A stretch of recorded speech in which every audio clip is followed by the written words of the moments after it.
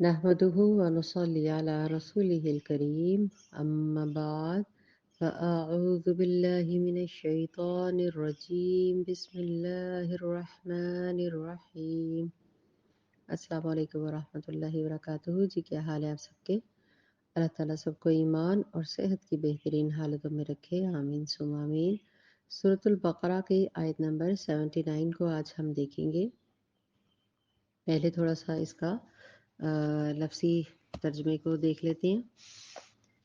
Foil, foil للذین، پس ہلاکت ہے ان لوگوں کے لیے، یکتبون الکتاب، وہ لکھتے ہیں کتاب کو، بِأَیْدِیہم، اپنے ہاتھوں کے ساتھ، ثم، پھر، یقولون، وہ کہتے ہیں، ھذا من عند اللہ، یہ پاس سے آئی ہے اللہ کے، لیشتروا بہ ثمنا قلیلا، لیشتروا، تاکہ وہ لے لیں، بھی، اس کے بدلے میں یا اس کے ساتھ، ثمناً، قیمت، قلیلہ، بہت مختصر سی، تھوڑی سی، فویل، پس ہلاکت ہے، لہم، مما، ہلاکت ہے لہم، ان کے لیے، مما، بوجہ، کس وجہ سے، بوجہ، کتبت، لکھا، ایدیہم، ان کے ہاتھوں نے، وویل، وہ ہلاکت ہے، لہم، ان کے لیے، مما، کس وجہ سے، بوجہ، اس وجہ سے، یکسبون، کہ جو انہوں نے کمایا یا وہ کماتے ہیں۔ اس کا جیسا کہ لفظی ترجمے کے ساتھ ہی ظاہر ہو رہا ہے، ہلاکت کا ذکر ہے، ان کے ہاتھوں کا ذکر ہے، بوجہ کیوں کہ انہوں نے اس کتاب کو اپنے ہاتھوں سے لکھا۔ اسی حوالے سے تھوڑی سی پہلے بات ایک اور کر لوں کہ فویل للذین یکتبون الکتاب بایدیہم، پس ہلاکت ہے اور بربادی ہے ان کے لیے جو کتاب لکھتے ہیں اپنے ہاتھوں سے۔ ویل کے بارے میں بعض روایات میں آتا ہے کہ یہ در حقیقت جہنم کی ایک وادی کا ایک طبقہ ہے، ایک پورشن، جس سے خود جہنمی بھی پناہ مانگتے ہیں۔ انا للہ و انا الیہ راجعون، اللہم اجرنی فی مصیبتی واخلف لی خیر منہا۔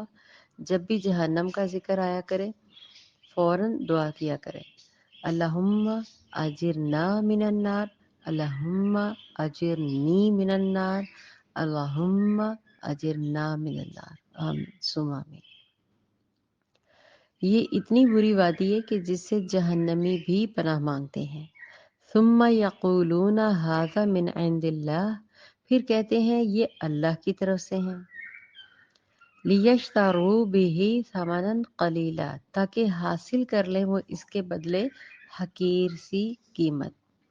یعنی جو علماء یہود سے شرعی مسائل دریافت کرتے تھے جو لوگ بھی، تو وہ اپنے پاس سے مسئلے وغیرہ جو تھے وہ خود ہی من گھڑت ان کے فتویٰ لگا دیا کرتے تھے، یعنی کہ علماء ہونے کے باوجود وہ ان میں کیسے ترمیم کرتے تھے، تورات کے اندر من گھڑت جو فتویٰ ہوتا تھا اپنی پسند کا وہ پیش کر دیا جاتا تھا۔ اس کو میں ڈیٹیل سے آگے بتاؤں گی۔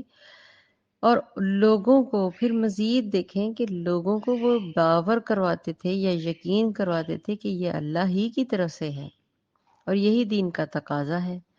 اب اس فتویٰ نویسی میں کتنا کچھ واقعتاً انہوں نے صحیح بات کہی اور کتنی انہوں نے ہٹ دھرمی یا اپنی مرضی کی باتیں کی، اور کبھی کبھار کس قدر وہ کسی نہ کسی معاملے میں رشوت لے کر کوئی بھی رائے دے دیتے۔ اللہ کے حضور تو سب کچھ ظاہر ہو جائے گا نا، جب اللہ کے پاس ہم سب پیش ہوں گے تو سارا ہی، جس کو کہا جاتا ہے وہ مثال کہ دودھ کا دودھ اور پانی کا پانی ہو جائے گا الگ۔ اسی بات کو علامہ اقبال رحمۃ اللہ نے کیا فرمایا کہ انہوں نے جو علماء کا جو نقشہ کھینچا، اس کی ایک شعر عرض ہے، خود بدلتے نہیں قرآن کو بدل دیتے ہیں، ہوئے کس قدر فقیہان حرم بے توفیق۔ تو لہٰذا علماء یہود کا جو کردار ہے یہاں پہ علامہ اقبال نے بھی بتایا کہ خود نہیں بدلنا، انہوں نے قرآن کو ہی بدل دیا۔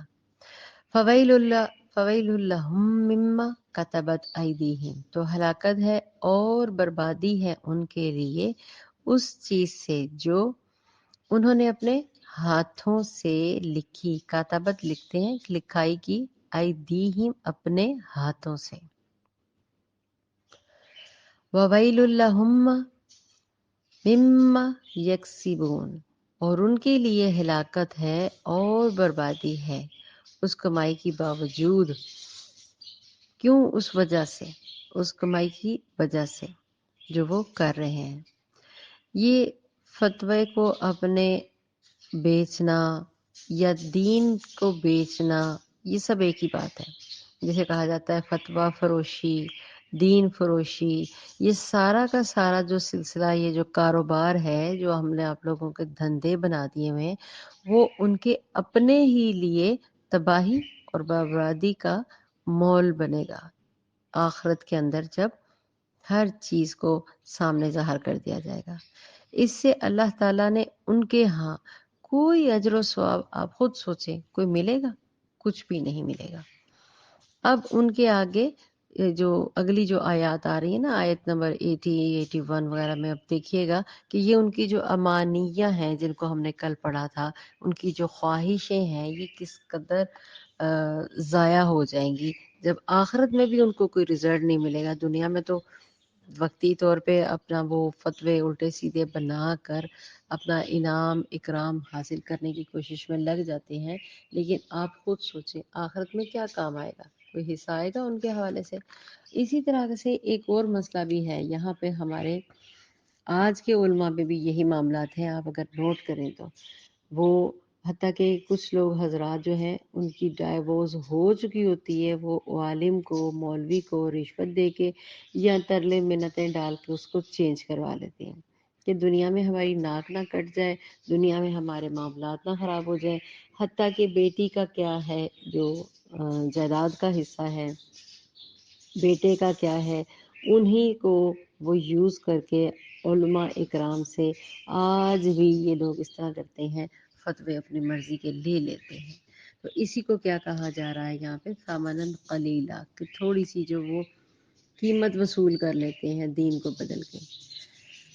جو آگے پہلے ذکر چل رہا تھا، جیسے کہ پہلی ہی لائن ہے فویل للذین یکتبون الکتاب بایدیہم، اللہ تعالیٰ نے ان لوگوں کو سختی سے تنبیہ کیا ہے کہ جو اللہ تعالیٰ کی کتاب میں وہ تحریف کرتے ہیں، اس کو چینج کرتے ہیں، ان کے لیے ہلاکت ہے اور عذاب ہے ان کے لیے جو تورات میں وہ تحریف کرتے ہیں۔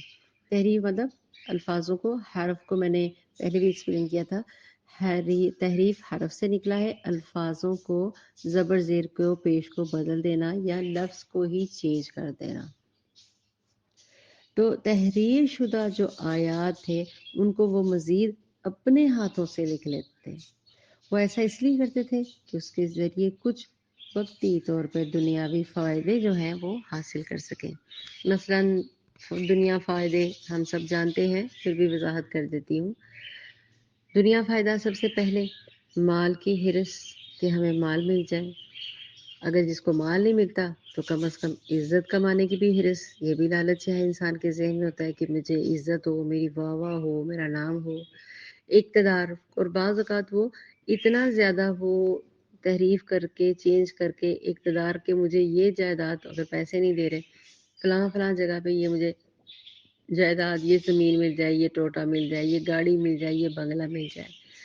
اور اگر یہ تینوں چارے بھی چیزیں اگر نہیں مل رہی تو یہ دوسرا بھی ایک ہمارا ذہنوں کا ایک مسئلہ ہے، عزت، مقبولیت، دنیا میں شہرت، لوگ جانے میرے نام کو، کونے کونے میں میرا نام نمائش ہو، جانا جائے۔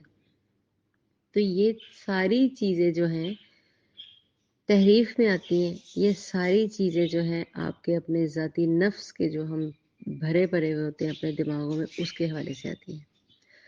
ثم یقولون، پھر وہ کہتے ہیں ھذا من عند اللہ. اب یہ دیکھیں اگلی اسی کا حصہ اگلا کیا اللہ تعالیٰ فرما رہے ہیں کہ وہ اپنے پیروکاروں کو یہ کیا کہتے ہیں کہ وہ جو چیز تمہارے پاس ہے جو تورات میں موجود ہے جسے اللہ تعالیٰ نے حضرت موسیٰ علیہ السلام پہ نازل کیا ہے اس کے ساتھ وہ اپنے ہاتھوں سے حالانکہ اس کو چینج کر چکے ہوتے ہیں، جھوٹ موٹ ان کی طرف منسوب کرتے ہیں کہ یہ تو اللہ کی طرف سے کتاب آئی ہے، یہ تو حضرت موسیٰ علیہ السلام کی طرف جو کتاب ہے، دیکھو دیکھو اس میں تو یہ لکھا ہے.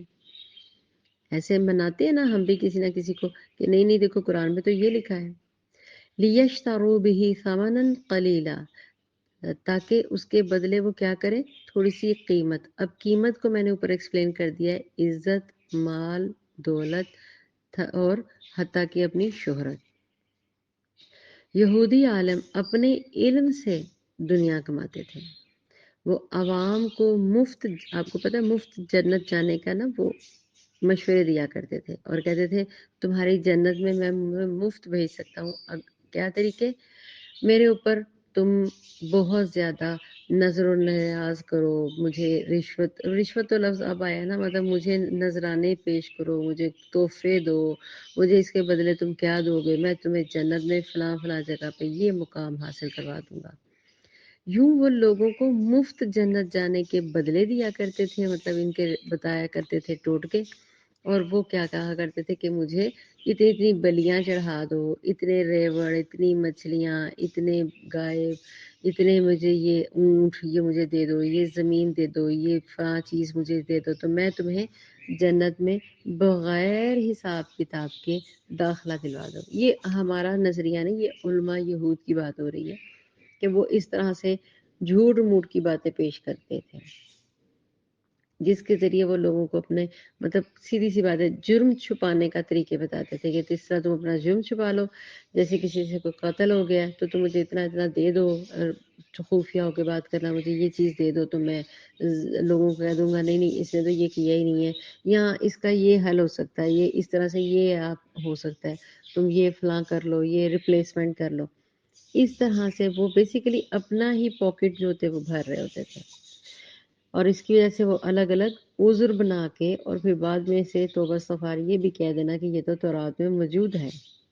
تو جب کہ ہم اس چیز کو سمجھ چکے ہیں اللہ تعالیٰ کی جو کلام ہے وہ کیا کریں کہ اس طرح وہ الزام لگاتے تھے اور میری چیزوں کو قرآن کو تورات کو الگ الگ معنوں سے چینج کر کے وہ پیش کیا کرتے تھے. کس کے بدلے؟ لوگوں کے مال حاصل کرنے کے لیے، شہرت حاصل کرنے کے لیے، اقتدار حاصل کرنے کے لیے، اور بلا وجہ کی جھوٹ موٹ اپنے ہاتھوں سے خود ہی امنڈ لیتے تھے. اللہ رب العزت نے اپنے ہاتھوں سے کتاب لکھ کر اس اللہ تعالیٰ کے اندر وہ اس بات کو منسوب کر دیا جاتا تھا کہ اللہ رب العزت نے فرمایا ہے جو کچھ وہ اپنے ہاتھوں سے لکھ رہے ہیں یہ کہتے تھے جو کچھ وہ کماتے ہیں یہ تو اللہ کی طرف سے لکھا ہے، ہم اپنی طرف سے نہیں کہہ رہے، یہ تو قرآن اس میں تورات میں لکھا ہے. اس طرح کی من گھڑت باتیں. فویل اللہم مما کتبت ایدیہم ویل اللہم مما یکسبون، بس ان کے لیے تباہی ہے. ساتھ ہی اس آدھے جس کو کہتے ہیں 2-3 فکروں میں یہ آیت جو انکمپلیٹ ہے اس کے ساتھ ہی اللہ تعالیٰ ان کو یہیں پہ اگلی آیت میں نہیں یہیں پہ ان کو فوائل کی ایک حکمت بتا رہے ہیں کہ وہ جو انہوں نے اپنے ہاتھوں سے وہ جہنم کی وادی انہوں نے الٹا وہ انہوں نے خود ہی خرید لی. لہم مما یکسبون، کیا ہوگا اس کے بدلے میں؟ اللہ تعالیٰ نے یہود کے ظلم کی یہاں پہ بیسیکلی وضاحت فرما دی ہے کہ وہ اپنے ہاتھوں سے لکھ کر کتاب جو انہوں نے اس میں اندر جو ترمیم کی ہے اس طرح پھر اللہ کی جانب اس کو منسوب بھی کر دیتے ہیں. اس طرح کیا ہوتا ہے؟ اللہ کے دین کو چھپانا ہی تو ہے. پہلی تو بات یہ ہے کہ اللہ کے دین کو چھپایا ناحق، دوسری جانب وہ اللہ تعالیٰ کے ساتھ ان کے انڈائریکٹلی حریف بن گئے. دوسری بات ویل اللہم مما یکسبون، ہلاکت ہے ان کے لیے کس وجہ سے جو وہ کما رہے ہیں. ویل عذاب کی شدت، حسرت کو کھا جاتا ہے، ان کے لیے ہلاکت ہے اور بربادی ہے جو اپنے ہاتھوں سے لکھ کر وہ فروخت کرتے ہیں. استغفر اللہ. اس حوالے سے میں تھوڑا سا اور بتاؤں گی کہ حضرت سیدنا عبداللہ بن عباس رضی اللہ تعالیٰ عنہ سے بیان کیا گیا ہے کہ تم اہل کتاب سے کسی چیز کے بارے میں کیوں پوچھتے ہو جبکہ تمہاری کتاب جو رسول اکرم صلی اللہ علیہ وآلہ وسلم پر نازل ہوئی ہے وہ تازہ بھی ہے، محفوظ بھی ہے، اور تمہیں اس نے بتا بھی دیا ہے کہ اہل کتاب نے اپنا دین بدل ڈالا، اللہ تعالیٰ کی کتاب میں تبدیلی کر دی اور اسے اپنے ہاتھ سے از خود بنا کر لکھا اور کہا کہ یہ اللہ عز و جل کی طرف سے ہے تاکہ اس کے ذریعے دنیا کا تھوڑا سا مال کما لیں۔ تمہارے پاس جو علم ہے وہ تمہیں ان سے پوچھنے سے منع کرتا ہے، واللہ میں نے تو نہیں دیکھا کہ اہل کتاب میں سے کوئی تم سے اس کے بارے میں پوچھتا ہو جو تم پر نازل کیا گیا۔ یہ بخاری کی روایت ہے 7363، یعنی کہ حضرت عبداللہ بن عباس نے یہ کہا کہ جب آپ صلی اللہ علیہ وسلم تشریف لے آئے، جب قرآن نازل ہو گیا تو پھر بھی تم ابھی بھی اہل یہود سے پوچھ رہے ہو جا کے معاملات، جبکہ وہ تو خود ہی اللہ تعالیٰ نے قرآن میں تصدیق کر دی ہوئی ہے کہ وہ تو خود ترمیمیں کر چکے ہوئے ہیں، ابھی بھی تم انہی کے فالوور بنے ہوئے ہیں یہود کے۔ تو مقصد بات یہاں پہ یہ اتنی ڈیٹیل کا یہ اس وقت سے سمجھانا تھا کہ آج کے علماء بھی آلموسٹ قرآن کو تو اللہ تعالیٰ نے ذمہ داری اللہ تعالیٰ نے خود لی ہوئی ہے، اس کے الفاظوں کو چینج نہیں کرتے۔ کیا کرتے ہیں وہ؟ ترمیم کر لیتے ہیں معنوں میں، اپنی طرف سے الفاظوں کو بدل دینا۔ اس لیے اب ہر ایک کی تفسیر کو مت پڑھنے بیٹھ جایا کریں، جو آپ کو بھی معلوم ہو۔ اب فرقہ واریت میں پلیز نہ پڑھیں کریں۔ آپ ایک قاری، ایک مولوی سے جیسے تلاوت نہیں سیکھتے، اسی ہی طریقے سے تفسیر بھی آپ نے مولانا سب سے پہلے مودودی رحمۃ اللہ بخشے ان کو، ان کی دیکھیں، پھر مولانا اسحاق ہیں بہت زبردست، اسرار احمد جن کو پوری دنیا جانتی ہے، ڈاکٹر ذاکر نائک، ان کی تفاسیر دیکھیں، یا آج کل ینگسٹرز میں جو آئے ہوئے ہیں، ینگسٹرز تو نہیں، یہ جو ہیں استاد نعمان ہیں، ان کی تفاسیر ضرور سرچ کیا کریں، ہر ایک کو الگ الگ ضرور۔ اور جو فیمیل کے حوالے سے جو اساتذہ ہیں، فرحت ہاشمی ہیں، نگت ہاشمی ہیں، پھر عائشہ ہیں، اس طرح سے کافی جو بچے بچیاں اب دین کی کافی زیادہ سمجھ بوجھ آ چکی ہوئی ہے، تو تفاسیر کسی ایک کی سرچ نہ کیا کریں، ان سب سے لے کے میں بھی جو آپ کے ساتھ شیئر کرتی ہوں، سب کو، ایک کو نہیں، 3 4 علماء کو سرچ کرتی ہوں، جو ان کی اتھینٹک اور جو بات سب کی جامعہ ہوتی ہے اس کو شیئر کرتی ہوں۔ اس کے علاوہ کوئی خود کو اچھی لگ رہی ہو وہ بات بالکل نہیں بیان کرتی، جو اللہ کی کتاب ہے اسی حوالے سے بات کیا کریں، باتوں کو گھمانے سے آپ کی آخرت گھوم جائے گی اور کچھ بھی نہیں ہوگا۔ اور مولویوں کو مت گھمایا کریں فتویٰ لینے کے لیے، اپنے اوپر رحم کھائیں، ان کے اوپر رحم کھائیں جن کے اوپر سے تو جہنم کی وادیاں بھی پناہ مانگتی ہیں۔ اللہ تعالی ہمیں ہدایت کے سچے اور حق والے راستے پہ چلنے کی توفیق عطا فرمائے۔ اپنی زندگیوں میں اگر پہلے تبدیلی نہیں آئی تو قرآن کی تفسیر سن کے اب تبدیلی لے آئیں۔ اللہ تعالیٰ سب کا حامی و ناصر ہو، آمین ثم آمین۔ اور صرف وہی حامی و ناصر ہے۔ سنت کو فالو کریں، خدا خود بہت سیدھے راستے پہ لے آتے ہیں انشاءاللہ۔ وآخر دعوانا ان الحمد للہ رب العالمین، سبحانک اللہم وبحمدک، اشہد ان لا الہ الا انت، استغفرک واتوب الیک۔